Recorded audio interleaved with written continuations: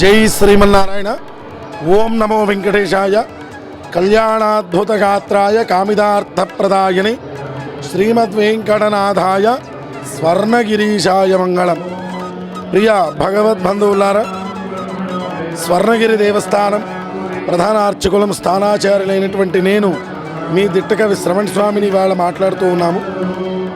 స్వర్ణగిరి దేవస్థానం మనందరికీ తెలుసు. ఈ మధ్యకాలంలో గత 8 నెలల కిందట శ్రీ శ్రీ శ్రీ త్రిదండి చినశ్రీమన్నారాయణ రామానుజ చినజీయర్ స్వామి వారి చేతుల మీద గుండా శ్రీమాన్ మానేపల్లి రామారావు విజయలక్ష్మి గారి దంపతుల చేతుల మీద గుండా దీనిని అత్యంత వైభవపేతంగా రంగరంగ దివ్యంగా మనం ప్రతిష్టాపన చేసుకున్నాము. అప్పటి నుంచి కూడా మన దేవస్థానానికి అనేక ప్రాంతాల నుంచి అనేక ఊర్ల నుంచి భక్తులందరూ కూడా వచ్చి స్వామిని దర్శనం చేసుకోవడం జరుగుతుంది.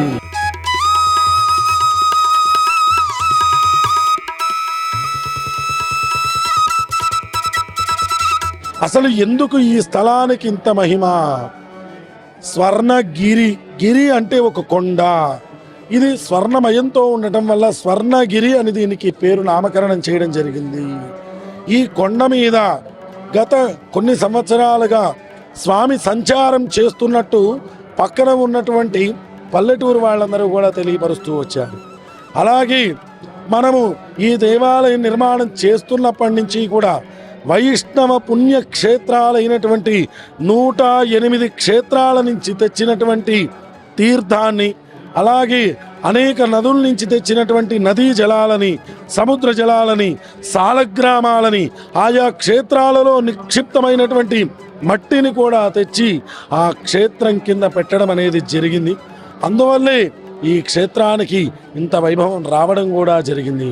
అలాగే స్వామి కూడా స్వర్ణగిరి సువర్ణమయుడు. స్వామి కూడా సువర్ణమూర్తిగా మనకు దర్శనమిస్తున్నాడు.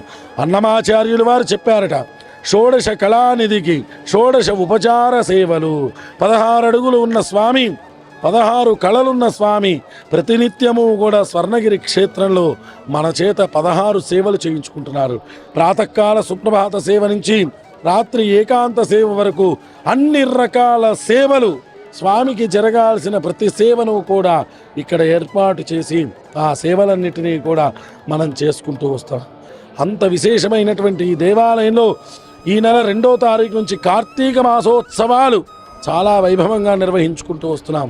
ప్రతిరోజు కూడా స్వామివారికి ఆకాశ దీపారాధన, పితృదేవతలకు దారి చూపేటువంటి ఆ ధ్వజస్తంభం దగ్గర 33 కోట్ల మంది దేవతలు కొలువు తీరినటువంటి ధ్వజస్తంభం దగ్గర ఒక కుండలో దీపారాధనని వెలిగించి ప్రతిరోజు ఆకాశానికి పంపించడం. అలాగే ఇక్కడ వైకుంఠ నారాయణ మోక్ష దీపాన్ని కూడా ఏర్పాటు చేసి నెల రోజులు ఆ దీపం వెలిగి ఉండేటట్టుగా ఏర్పాటు చేశాము. కావున 50 మంది భక్త మహాశైలందరూ కూడా ప్రత్యక్షంగా పరోక్షంగా ఇక్కడికి వచ్చి ఆ శ్రీనివాసుడిని దర్శనం చేసుకొని స్వామి అనుగ్రహానికి పాత్రులు కాగలరని కోరుతున్నాం. జై శ్రీమన్నారాయణ. స్వర్ణగిరి క్షేత్ర దర్శనం మహాపాపనాశనం. గోవింద.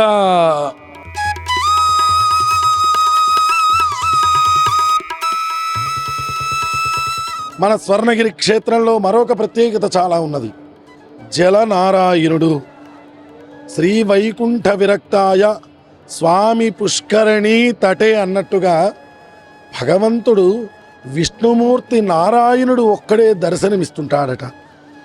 మనకు ఈ యొక్క ఉభయ రాష్ట్రాల్లోకే కాకుండా మన యొక్క భారతదేశంలో కానీ ప్రపంచంలో కానీ నేపాల్ ఖాట్మాండులో ఉన్నట్టుగా మన దగ్గర మాత్రమే ఉన్నది. కోనేరులో ఆ యొక్క శ్రీమన్నారాయణుడు విష్ణుమూర్తి అవతారంతో మనకు జలనారాయణుడిగా ఇక్కడ దర్శనమిస్తున్నాడు.